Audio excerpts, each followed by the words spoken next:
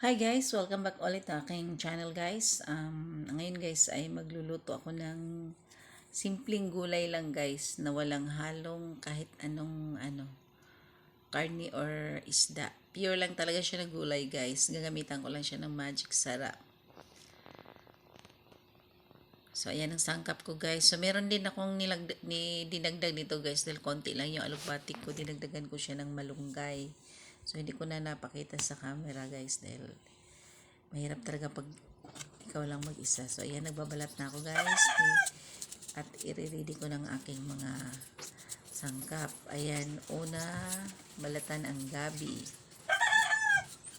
Or karlan. Karlan, tawag yan dito sa amin guys. Sa iba naman, San Fernando. So, yan, yung kalabasa.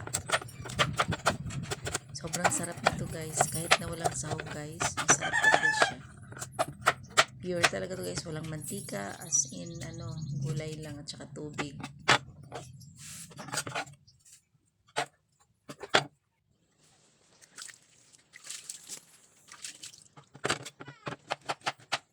Masustansyang to guys, recipe. Ito yung recipe ng probinsya. Na walang pambili ng isda or karne, gulay lang.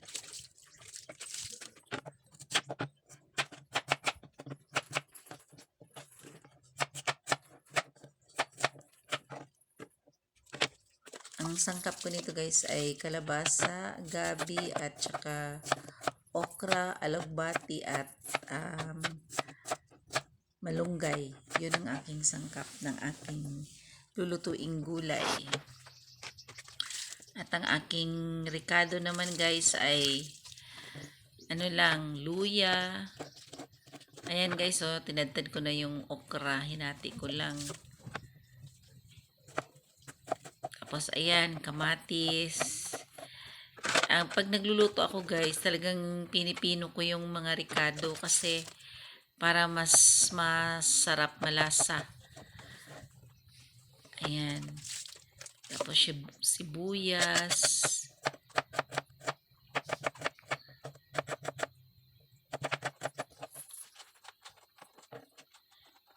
Tapos luya.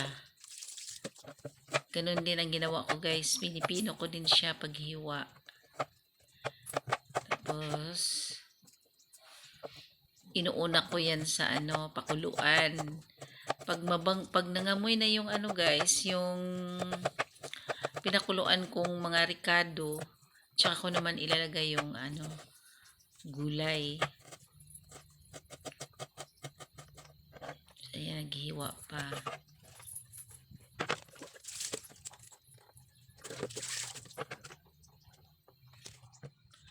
Ito na yung aking alugbati.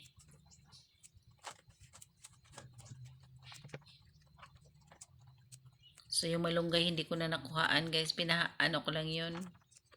Napahabol ko lang kasi yun dahil konti lang yung dahon ng alugbati. Hindi ako satisfied sa dahon. Kaya gusto ko madami. Mahilig kasi ako sa gulay.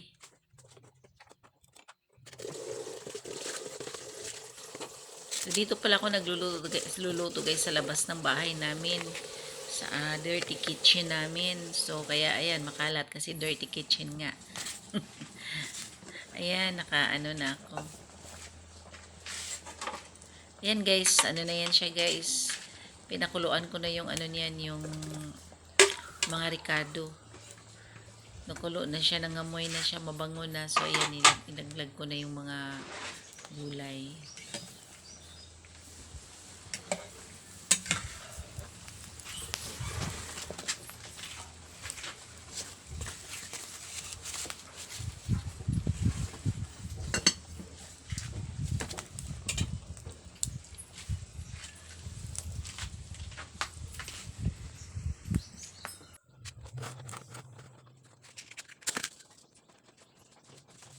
So, ito guys, nahuli to guys.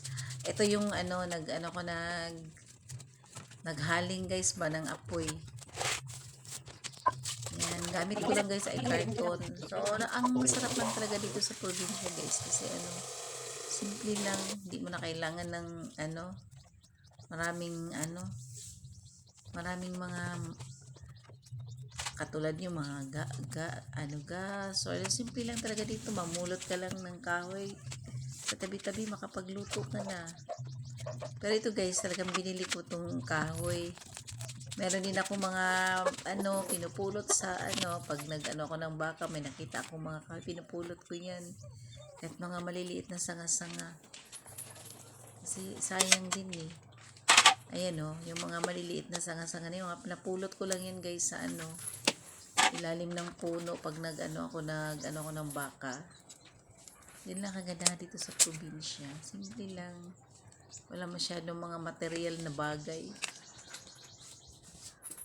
Yan. Nalunod ko na yung malunggay guys. Alam mo guys, pag subukan nyo itong magluto ng ganito, masustansya pa, walang halong mga walang mantika, talagang siya, purong gulay lang. Yan lang ang hinalo ko yung magic sarap. Wala na kung ano-anong ibang mga nilalagay na mga powder, wala na. Talagang fresh lang lahat ang gamit kong kamatis, sibuyas, luya, mga gulay. Sarap guys. Sabi nga ng mga matatanda noon, pampahaba daw ng buhay yan guys. Siguro nga totoo dahil yung So ayan na lula namin, umabot siya ng sarap guys, subukan 90 niyo. plus. Natandaan ko yun ang lagi naming ulam noon pag nagluluto siya, mga ganitong gulay.